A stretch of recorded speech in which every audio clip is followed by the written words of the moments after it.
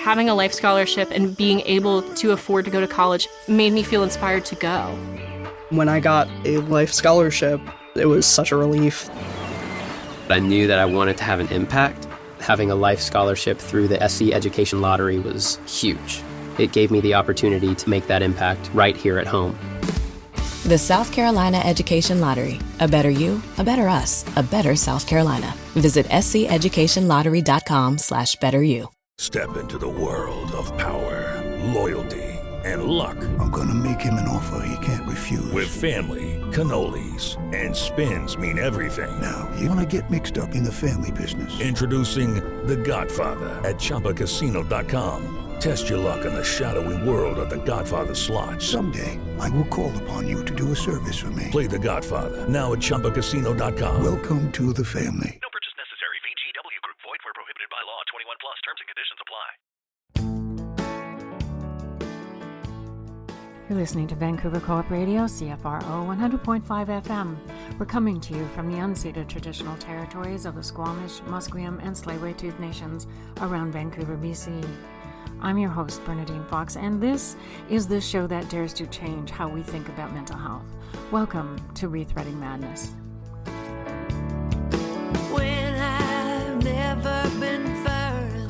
You're listening to Rethreading Madness on Vancouver Co-op Radio, CFRO 100.5 FM. I'm Bernadine Fox, and I have Amy Avalon back to talk with us about transference today. Amy has come and chatted with us about several issues, mostly contained and around the issue of therapy abuse. And this is no different. This is an issue that comes into play around therapy abuse in a very particular way. But it also is something that anyone who lives with a mental health challenge, who is working with a therapist, might come up against and might need to understand a little bit about what they're going through. So welcome, Amy. Thanks for coming back. Thanks, Bernadine. Always a pleasure to speak with you. So Amy, you are a retired therapist. You're not doing that work anymore. And you've also somebody who's done a lot of work supporting survivors of therapy abuse and exploitation. So you come to us with a lot of information on both ends of this topic that I want to talk to you about. So can you tell us, I mean, we hear a lot about transference and it gets bantered around, as sort of like all psych words kind of get bantered around, but can you tell us what transference is? Sure. I mean, when you use that word transference, it is the clinical term that people in the field of mental health use to describe this phenomenon, but it's something that happens in everyday life. And that's just it's really just the projection of feelings or attitudes or ideas onto another person, usually. I mean, it can certainly be onto objects or situations that we have, and they're usually not conscious to us. And it plays out in terms of, like, it's reminding you things about your past. You run into somebody who may look like your father, and then you're going to start transferring onto them the same attributes that your father had, or the same personality traits subconsciously, and expecting them to do or not do the way that your father did or didn't do to you. Mm-hmm. And they may have nothing to do with that person's actual personality. So that's the phenomenon, is that you're sort of, that transference is, you're kind of making up a story about someone else before you really know who they are, and it's rooted in past experiences with another relationship. I hope that makes sense. Yeah, can I parse it out just a little bit? Yeah. So if we look at it from just the perspective of somebody living their life in society, never mind therapy to begin with, Mm-hmm. Sometimes we can feel like, well, let's just look at a love relationship, that every person we meet is somebody we end up not being able to trust. Now, at what point are you projecting something, or is it really that you can't trust them? Like, how do you parse that out to know what is a projection and what is really something going on? I don't think I said that very well.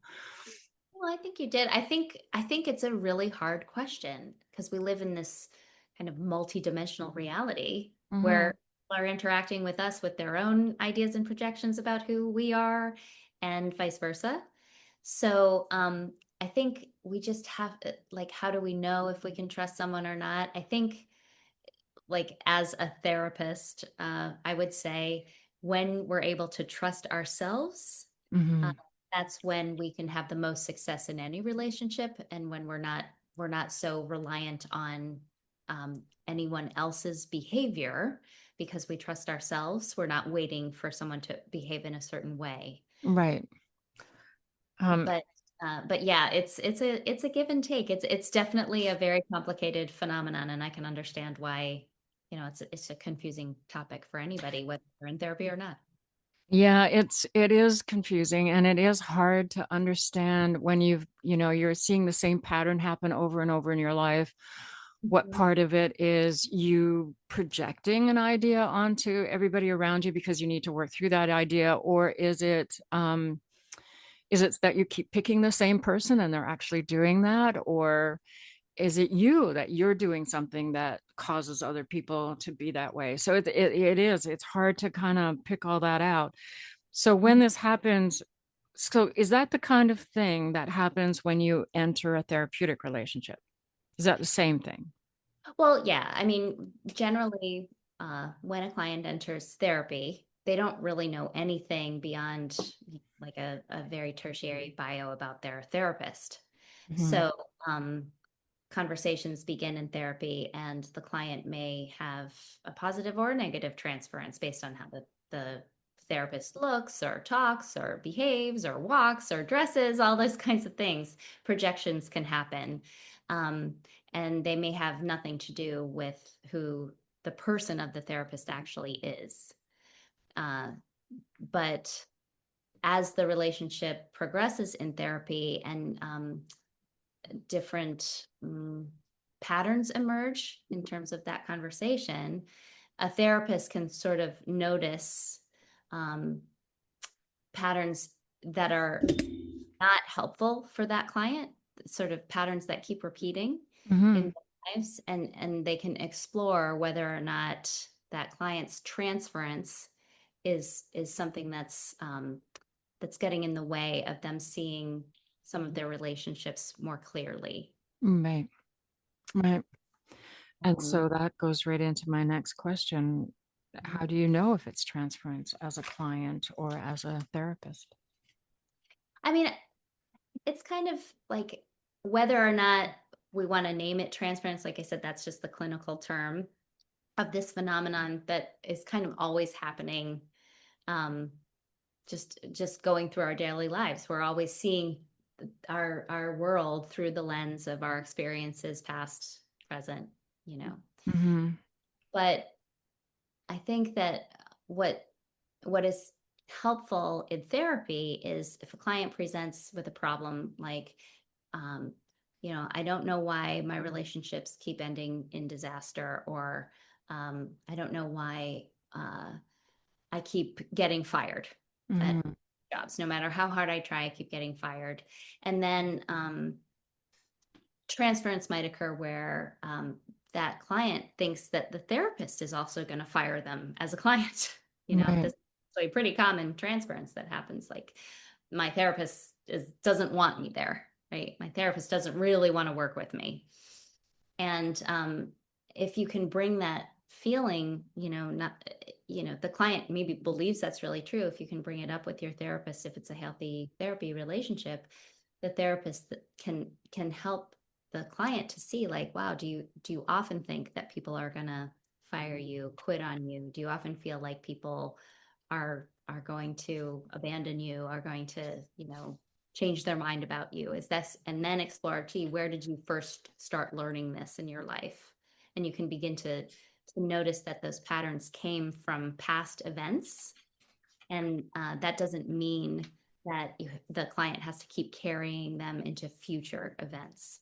So once you kind of realize, oh, I've been anticipating that someone's going to hurt me, so I've been trying to keep myself safe, you know, but I don't have to do that anymore because the people that I'm interacting with in my present day life are not the same people that I grew up with who failed me in whatever way they may have.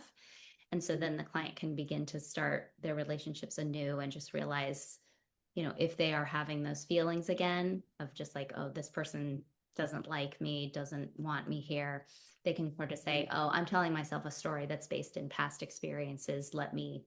Before I make an assumption about this relationship, maybe I can ask some questions here to clarify and see what's really going on. Mhm.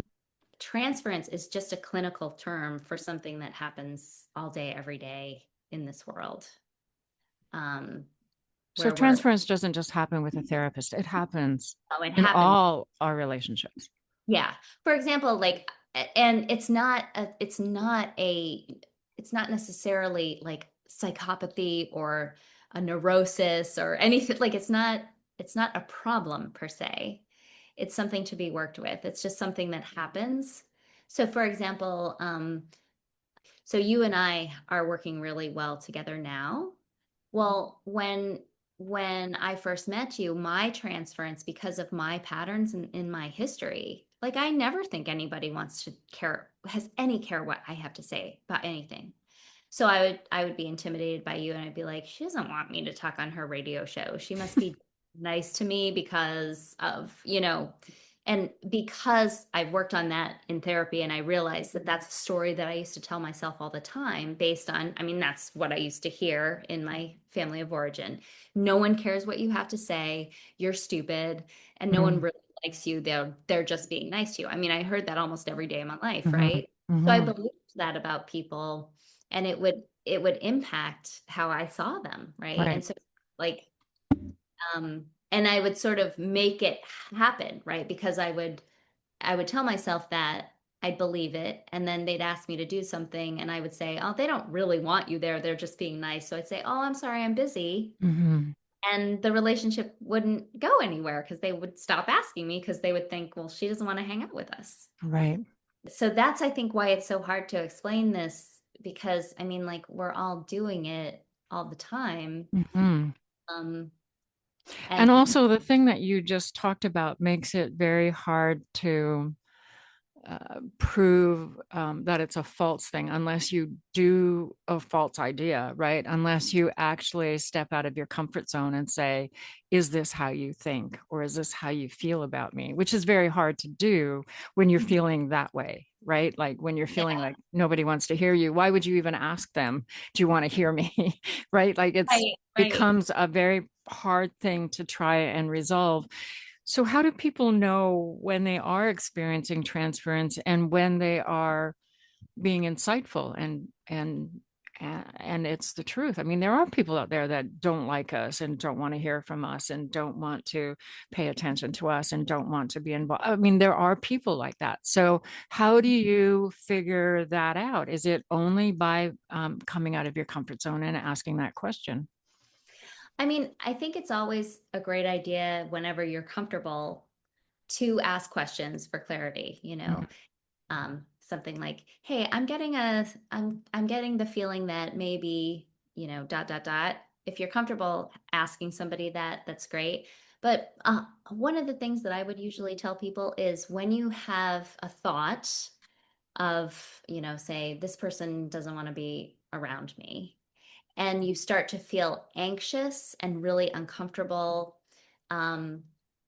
that is usually that anxiety, that sort of uncomfortable feeling is an indication that it's probably transference, because sometimes you have a feeling about somebody and it just feels true, but you don't have the anxiety. It's sort of an acceptance of whatever it is. It doesn't evoke such a response in you.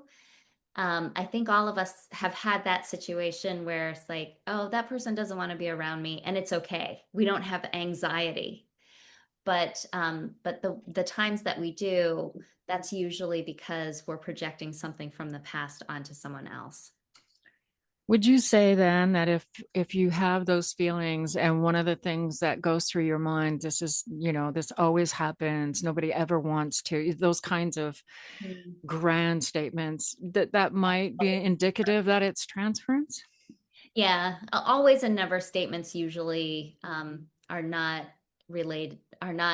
grounded in reality, because Mm-hmm. nothing is really always or never with relationships. And also just anticipating what someone is going to do, making assumptions, those kinds of things are usually rooted in Right. transference. It's just based on, this is how it always works out. This person says they're going to do something and they're never going to follow through. That's usually um, based in past patterns. That's transference. So if I'm getting you right, if I were to, sort of summarize what we kind of talked about here, it would be that we are healing all the time. And a lot of that healing happens through the relationships we have with other people. Mhm. And in doing that, these kinds of issues are going to come up because that is what points us to what needs to be worked on and processed through. Is that Mhm. is that clear? Yeah, I Yes. think great summary, and I think it's just so helpful to seek clarity without attachment or emotion, to sort of seek clarity.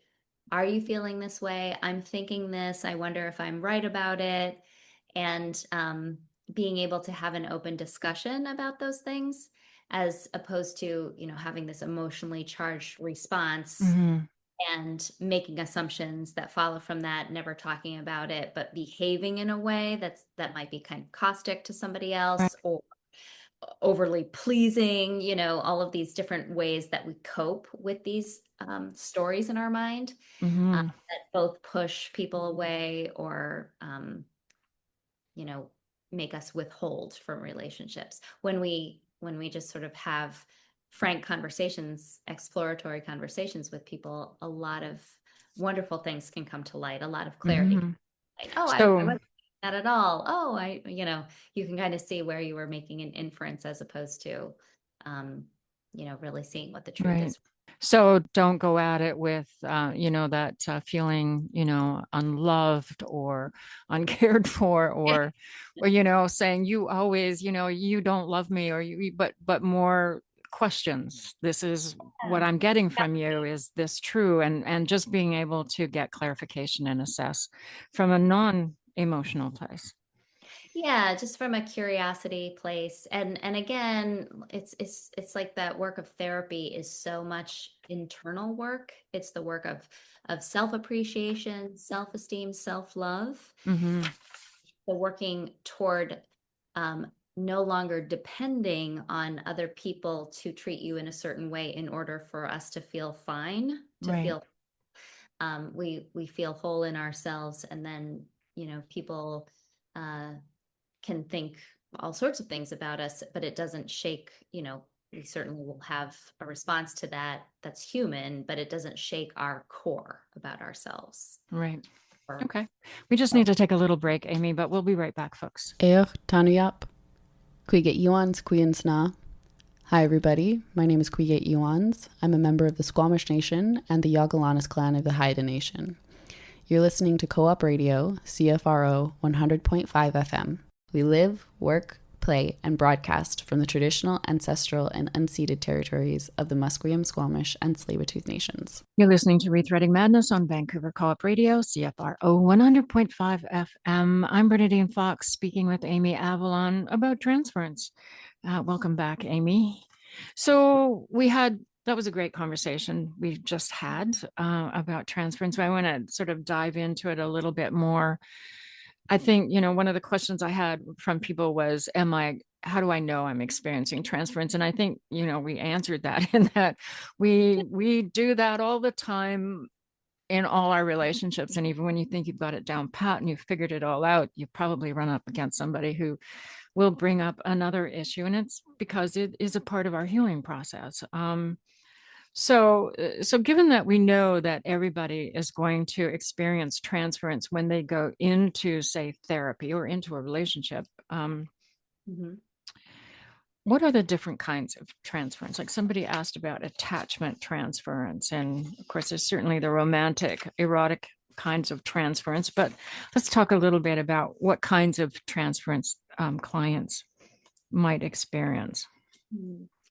Well, certainly the two that you mentioned, transference, it just comes in all different shades, right? It can be financial transference. You might think someone's really, really wealthy when they're not, or really, really poor when they're not, right?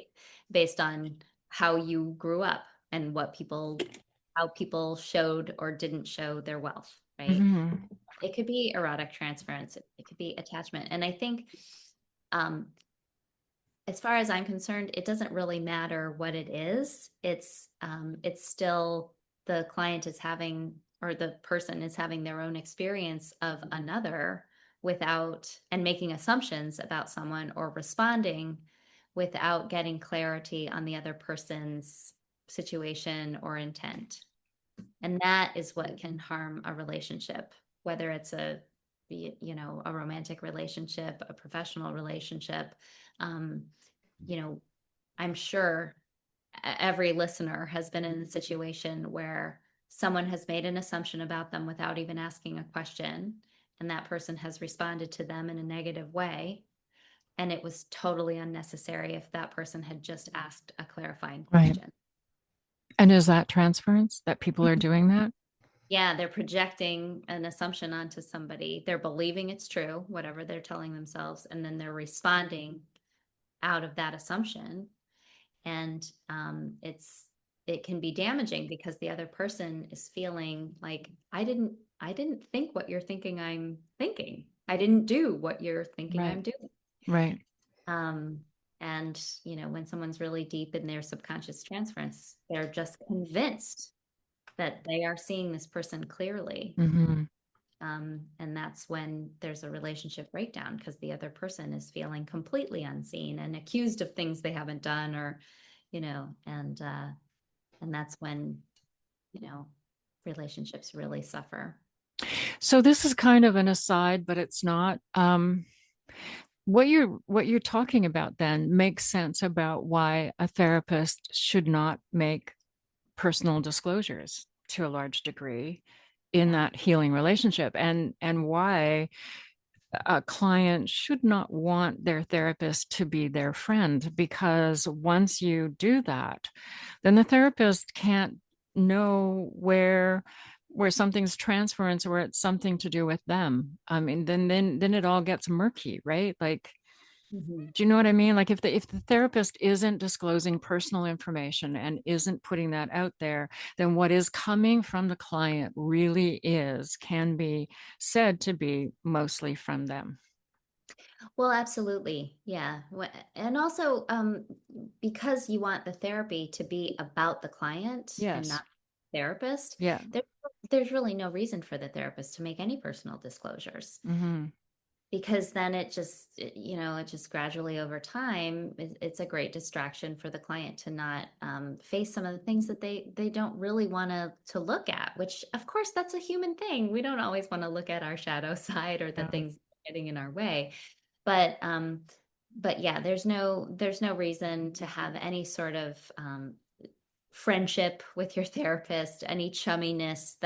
That's not going to help you meet your goals in therapy as quickly as just a therapist who really is focused on what your patterns are, what's coming up for you, what's getting in your way, and on the client finding a way out of those patterns, out of their grip. And that also would mean that if the therapist is not disclosing their personal stuff, so you're not reacting to that in your therapy, or trying to take care of your therapist in that way.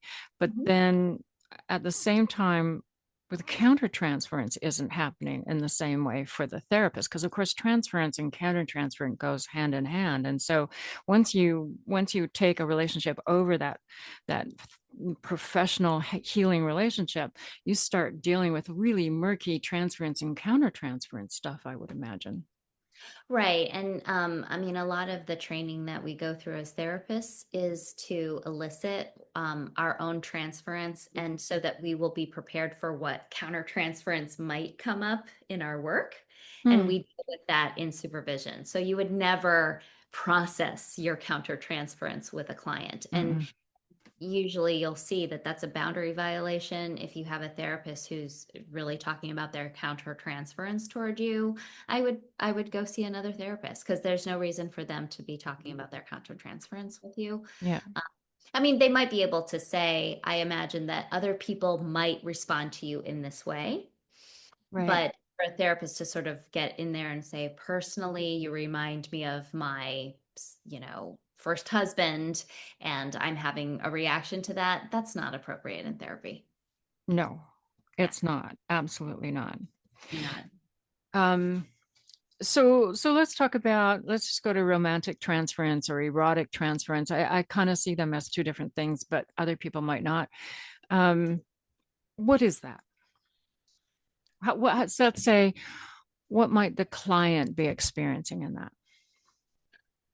Well, I mean, I think it's going to depend on how the relationship unfolds in therapy. Romantic transference can obviously happen to any of us when we have someone who is just regarding us in a positive way, which often happens when you're in a good therapeutic relationship. Your therapist is in your corner and really is wanting to support you in meeting whatever goals you've outlined, that you want to meet in therapy, through therapy.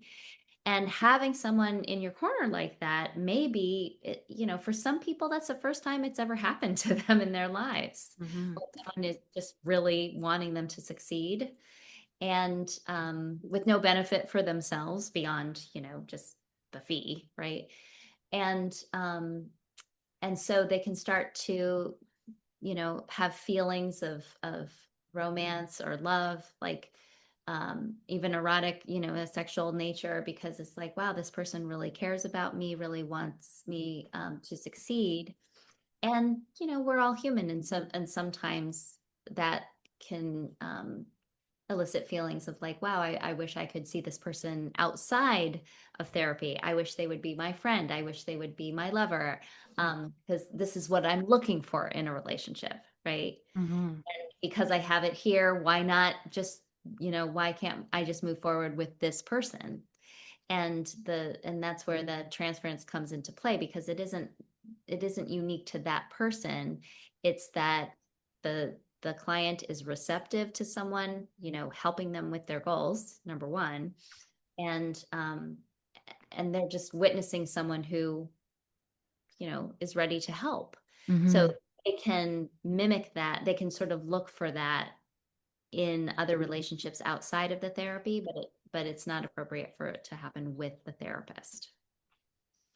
So one of the things I think that does happen for clients, it's certainly a percentage of them, is that, wanting those personal details, wanting their therapist to disclose personal stuff can allow them to feel safe and in a way they can't when they don't know who that person is. And so if you've come through a childhood where you haven't had anybody you can trust, not knowing who that person is, can leave you feeling unsafe. And of course, not having any tools to know how to deal with being unsafe. So if you're one of those people that has never felt safe in a close relationship, how might you bridge wanting to know stuff?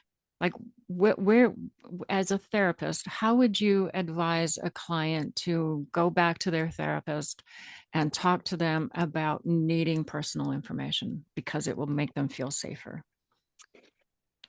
I think that's such an important issue, because it makes a lot of sense what you're saying. And so a client who would feel that way, like wanting to know that personal information in order to feel safe, that makes so much sense.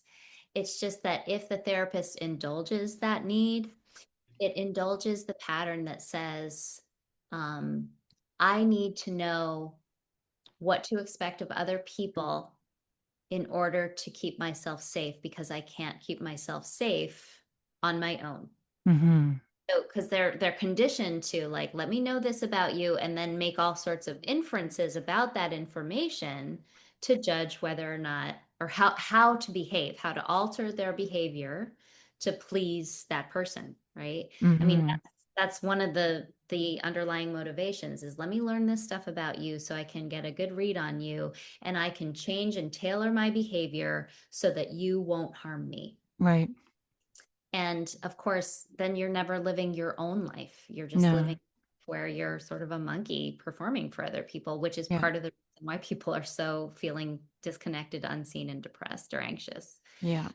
And so when the therapist holds the boundary and says, you know what, this is about your therapy, this isn't about me and my personal details, they're also modeling that you can have boundaries too to their client. Like, this is what it looks like to say no and have that be enough.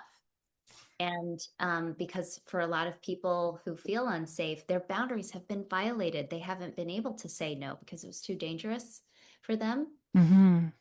And so you're getting the therapist who is showing them how to say no in a kind way, and to stay firm with that boundary.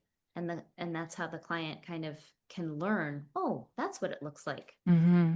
Boundaried person, so that not everybody has access to all of your personal information too. Because a lot of the people who feel like they have to know a lot about their therapist also feel like other people are entitled to their personal information.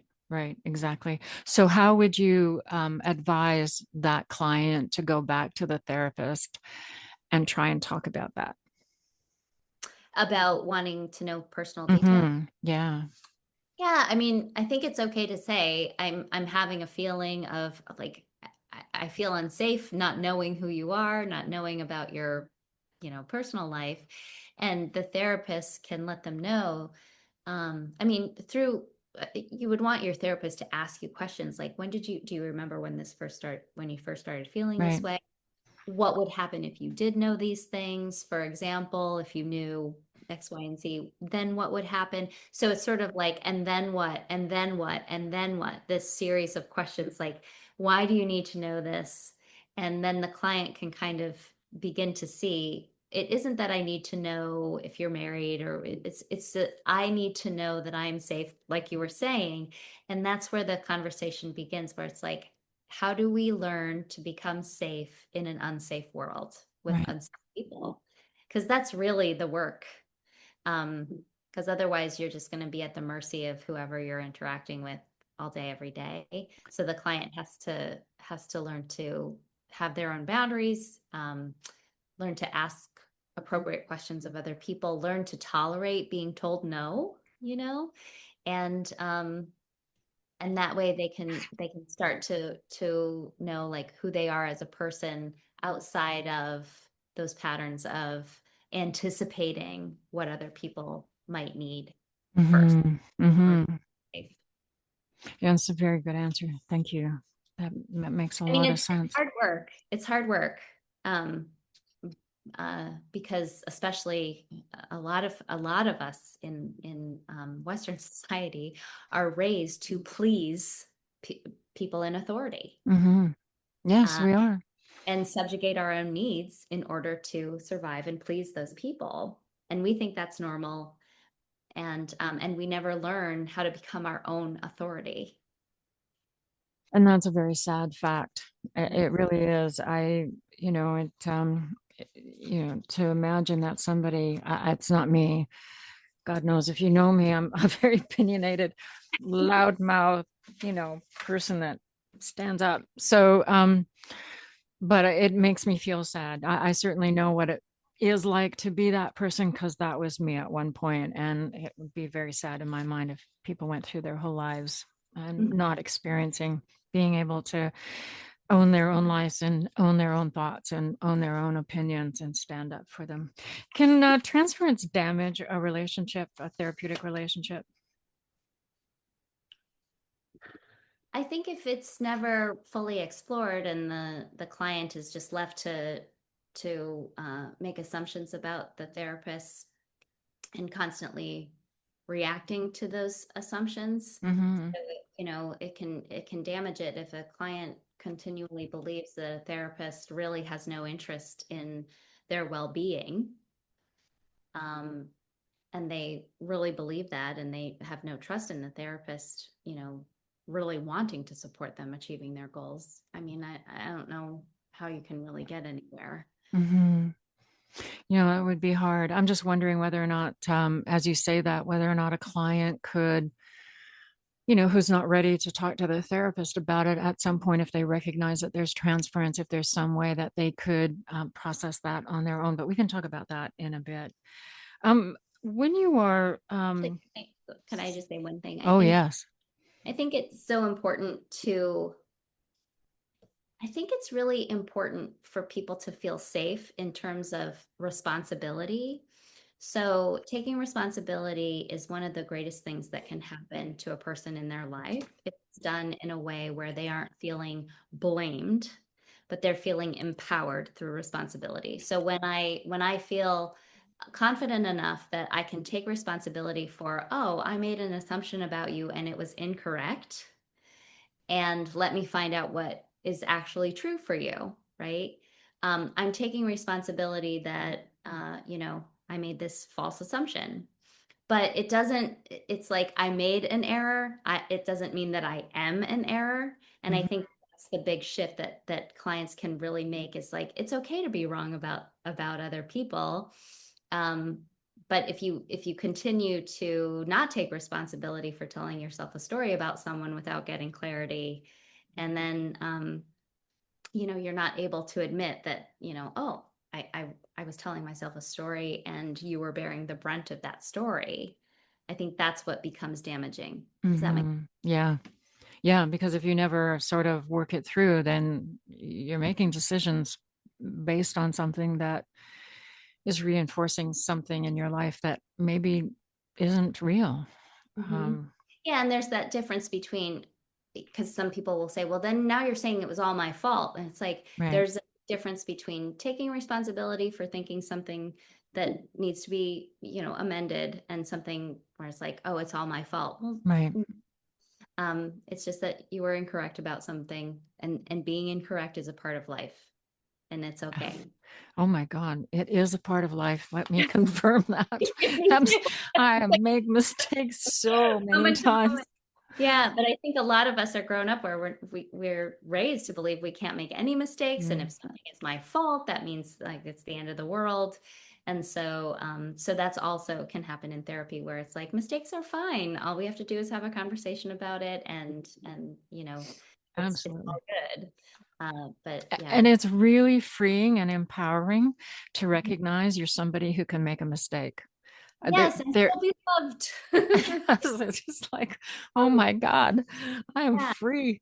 Yeah, so, and speaking of romantic and erotic transference, yes, when you can, state freely that you've made a mistake and that you were wrong about something, and you still have this wonderful positive regard coming from someone else, that also can begin to feel like, wow, I've never experienced this before. This is amazing, and so it's pretty human for those feelings to come up, like, wow, gosh, this person is wonderful. I'd love to get to know them better.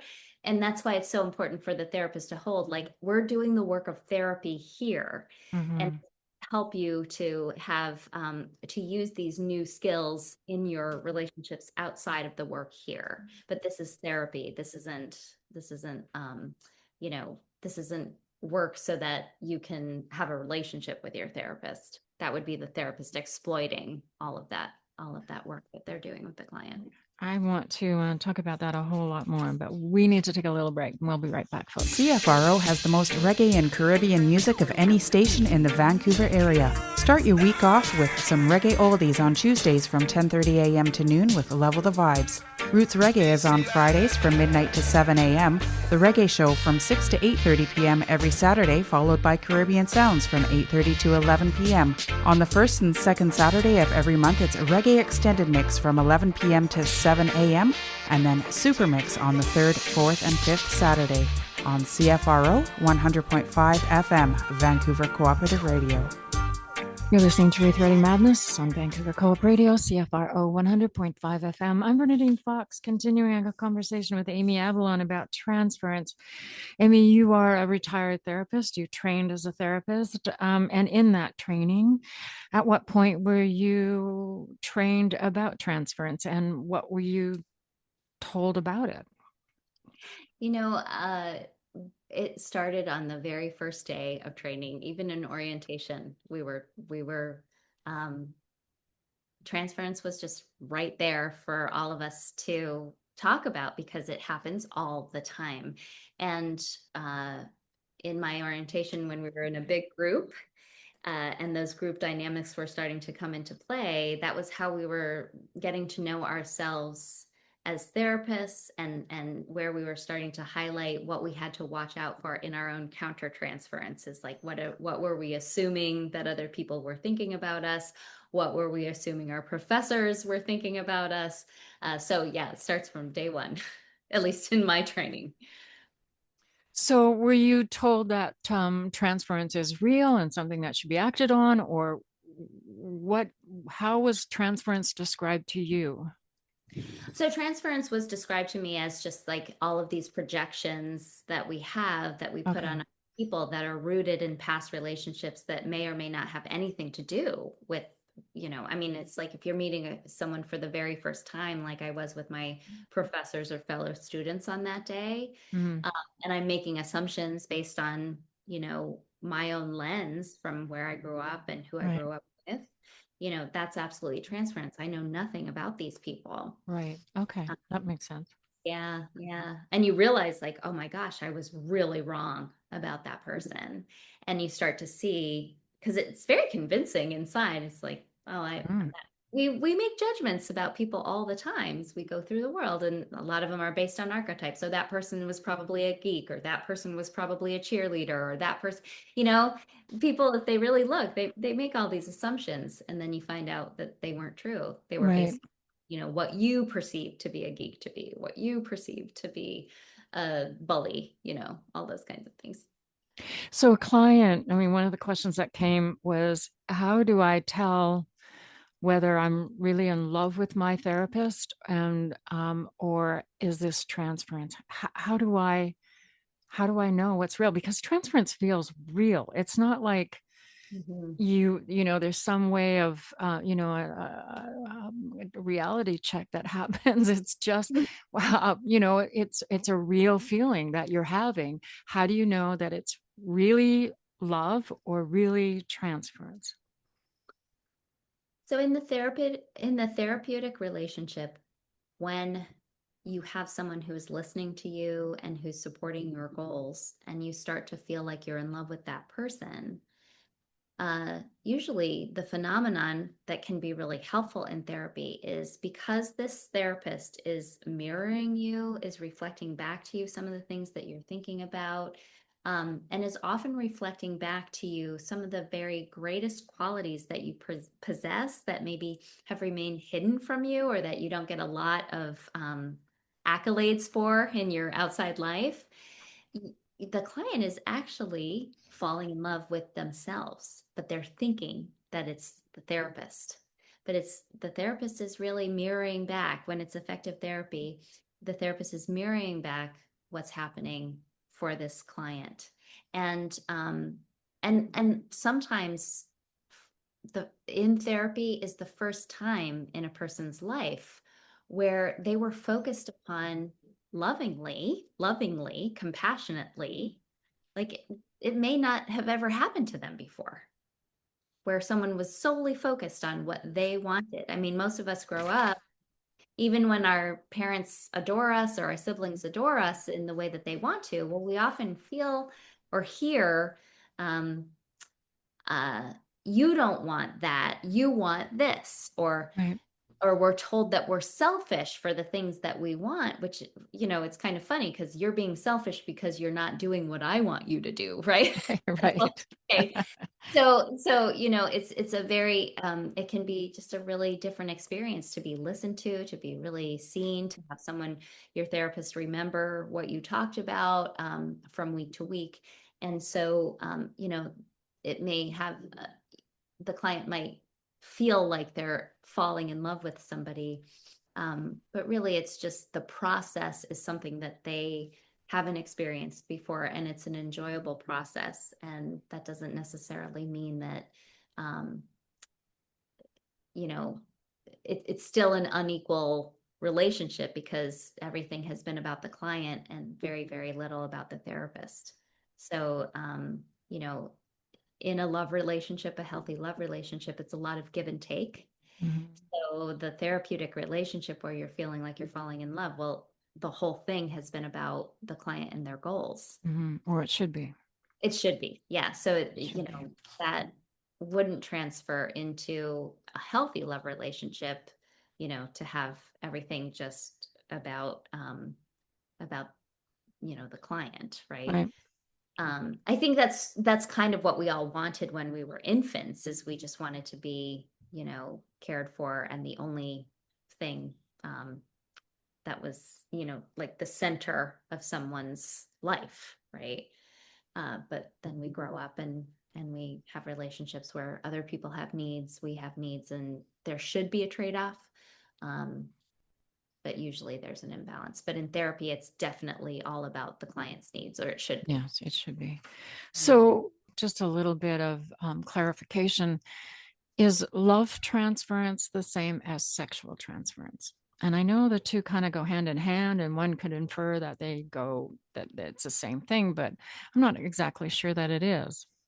Yeah, definitely, because obviously you can feel a lot of love for someone and have no sexual desire for Right. them. And vice versa, have a lot of sexual desire for someone and have very little love. I mean, we've certainly seen relationships like that. But I think what's also just really important to highlight is that the relationship between the therapist and the client is a professional one, and love is such a, I mean, gosh, we could have like a whole series of shows in our lives on what that means and what that is. Yeah. But in terms of what I think you mean by love here is sort of like, you're the person for me. Maybe we're soulmates. Maybe we're meant to be together in a more traditional way on the outside, not in a professional way, in like a more committed relationship. And that's just not appropriate for the therapeutic relationship. Right. I think one of the things that I hear a lot in terms of supporting survivors of therapy, abuse, and exploitation, which I do when I'm not on the radio, is often they're talking and they say things like, I had no sexual attraction to this person at all. He was like a grandpa. And then suddenly I was sexually attracted. I think that kind of thing is probably one of those red flags that this is transference. Yes? Oh, No? absolutely. Absolutely. Okay. There's transference there. And again, like we've said, transference is something that's happening to all of us all the time, right? And we go through life. However, I guess the example that I'd use here is, say you go to a film, you go to the cinema, and you have a whole range of emotions in response to what you're seeing on the screen. Right. Maybe you cry, maybe you laugh, maybe you feel like so, scared, maybe you feel such relief, right? And the film is written and filmed, and all of the music and everything, all the lighting is there to elicit those responses in the audience, right? It's manufactured that way. Yep, it is. Actually, having worked in film, I can absolutely agree. Right? And they do a lot of research on this, and they know kind of what works, and many people will report having the same responses, the same people who saw the same film. And abusive therapists who elicit these responses are also using techniques to elicit responses in people where they weren't there before. You weren't having those feelings till you went into the cinema and you witnessed all these things on the screen, but they aren't real. You leave the cinema and you leave the movie behind. The problem is when you have an abusive therapist who is using tactics that elicit these emotions inside of the client through manipulation and exploitation of all their knowledge about the dreams and the fantasies and the history of this client that they've had access to. The client can very easily mistake that as like, oh wow, this person is feeling something that is, quote, real, but really it's manipulation, just like in the movie. So let's talk about that, because one of the things that we often hear people being told is that if you have sexual transference or love transference with your therapist, the thing that you should do is go and talk to them and that they will help you. That's mostly what clients are told. They're not told anything else. They're just told, go and talk to your therapist. And of course, that presumes that your therapist is a good therapist, an ethical therapist that is, in fact, going to use their training and skill to help you with that transference. What we see in the work that we do around survivors of therapy abuse and exploitation is how a bad therapist, an abusive therapist, will misuse that transference. So, can we talk a little bit about what clients should expect to happen if they go in and talk to their therapist about, say, sexual transference? Mm-hmm. Well, I mean, just before we even get into that, it's just so important for all clients to know that the therapeutic relationship is no place for sex or romantic touching or financial help to the therapist or bartering, any of those things. That's just not it's kind of like you're that relationship is a professional one, and that's the standards are that no relationships of that kind are to happen in that professional relationship. Right. When And that's true even if it's a destiny or a yes, soulmate or a past life or in any of fact, the things that we hear about. Okay. yeah. And in All right. fact, if you're hearing those things, destiny, soulmate, you can bet that those are all related to those manipulative tactics, Yes. right? And you should immediately get up out of your chair and leave. Absolutely. And the therapist may never have said those things. The client might be feeling them.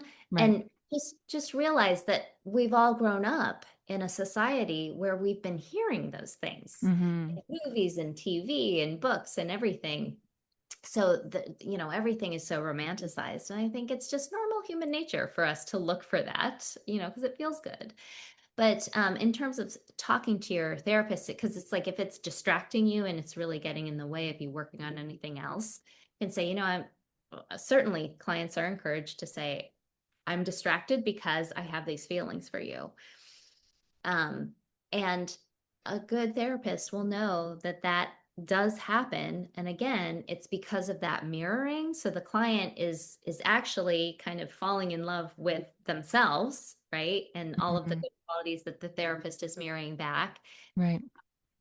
But the therapist will separate out those feelings from, them as a person. They'll sort of depersonalize the feelings that the client is bringing in transference and say, well, of course you would feel that way because it's likely that you haven't been in a situation before where you were paid so much attention, your feelings were honored, your very being was honored. And so, it's normal for you to feel like, oh, maybe this is, what I've been looking for my whole life. Like maybe a client kind of feels that way. And then Right. immediately the boundary comes. It says, and it's normal to have those feelings. And in this professional relationship, we're working on you being able to care enough about yourself that you will not settle for any less in your relationships outside of our work together. So those old patterns that were defeating you or keeping you anxious, keeping you depressed, we're going to leave those patterns behind. And the client's going to learn new ways of being in the world and being in relationship with other people, so that this isn't the only place where they're finding someone who is warm to them, someone who, sees them properly, someone who listens to them. Does that make any sense? Yeah. So then how would the therapist begin that process of working with that stuff? I think it's going to depend on how the therapist is practicing, at what stage the relationship is like. But for example, if a client came to me and said, I'm having a hard time, focusing on these goals because I'm having, these feelings for you, and I sort of wish that we could be friends. I wish we could meet for coffee.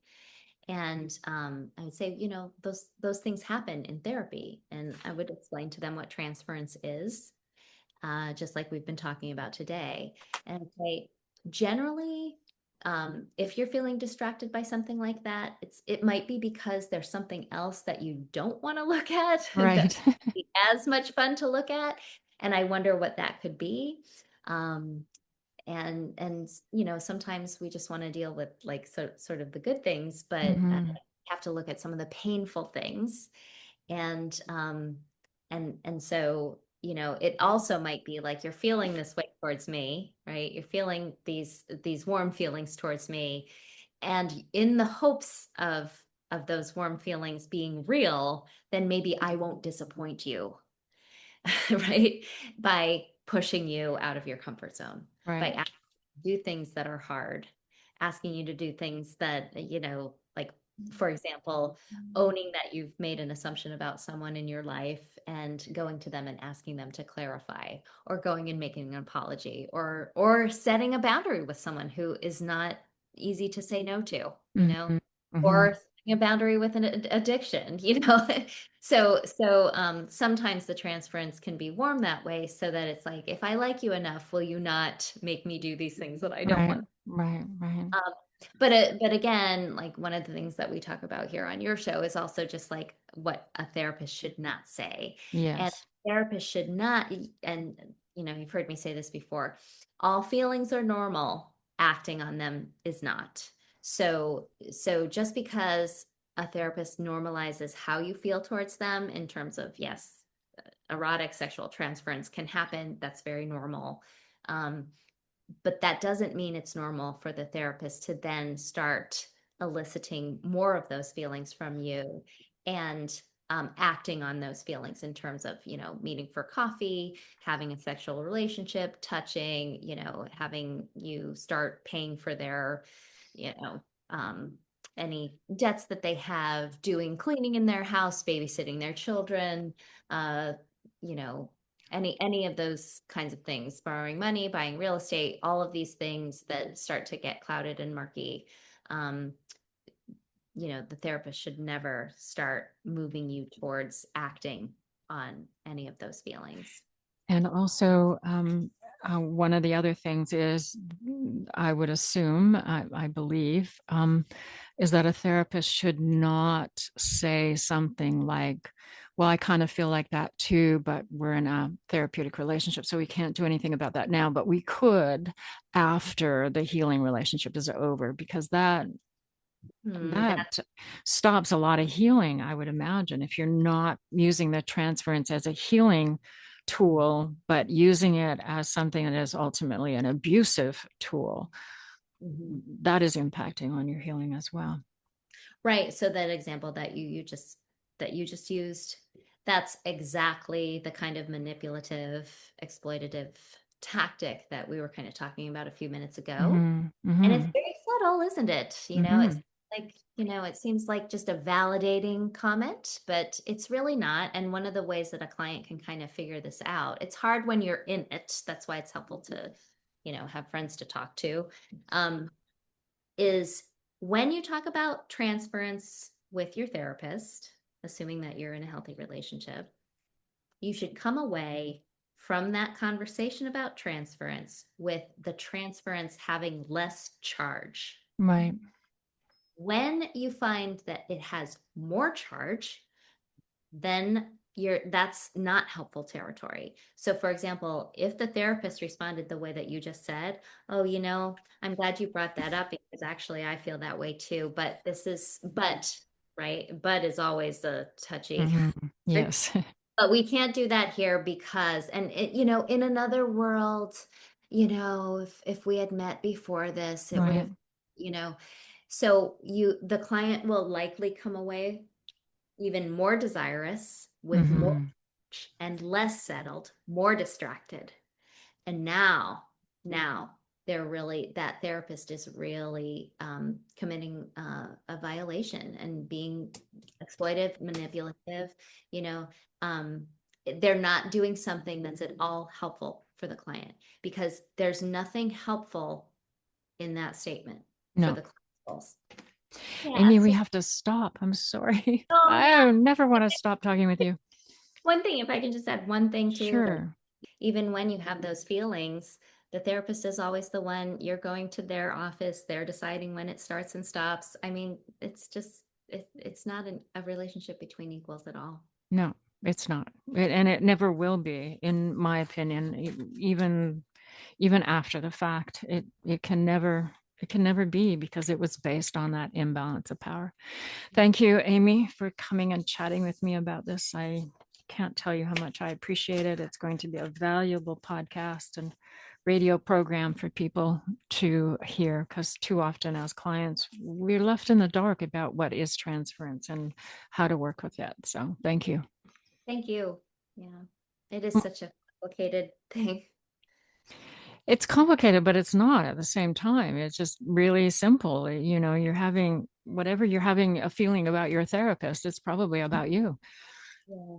That's about as simple as it gets. So, okay, thank you. And we'll be right back, folks. And that's our show. My thanks to Amy Avalon for coming and chatting with me about Transference, and to Sherry Ulrich for the gift of her music, and to you, our listeners, for joining us today. Stay safe out there. You've just listened to Rethreading Madness, where we dare to change how we think about mental health. We air live on Vancouver Co-op Radio, CFRO 100.5 FM, every Tuesday at 5 p.m. or online at coopradio.org. If you have questions or feedback about this program, or want to share your story, or have something to say to us, we want to hear from you. You can reach us by email, rethreadingmadness@coopradio.org. This is Bernadine Fox. We'll be back next week. Until then. Having a life scholarship and being able to afford to go to college made me feel inspired to go. When I got a life scholarship, it was such a relief. I knew that I wanted to have an impact. Having a life scholarship through the SC Education Lottery was huge. It gave me the opportunity to make that impact right here at home. The South Carolina Education Lottery. A better you, a better us, a better South Carolina. Visit sceducationlottery.com/betteryou. Hello, it is Ryan, and we could all use an extra bright spot in our day, couldn't we? Just to make up for things like sitting in traffic, doing the dishes, counting your steps, all the mundane stuff. That is why I'm such a big fan of Chumba Casino. Chumba Casino has all your favorite social casino-style games that you can play for free anytime, anywhere, with daily bonuses. So sign up now at ChumbaCasino.com. That's ChumbaCasino.com. No purchase necessary. VGW Group. Void where prohibited by law. 21 plus. Terms and conditions apply.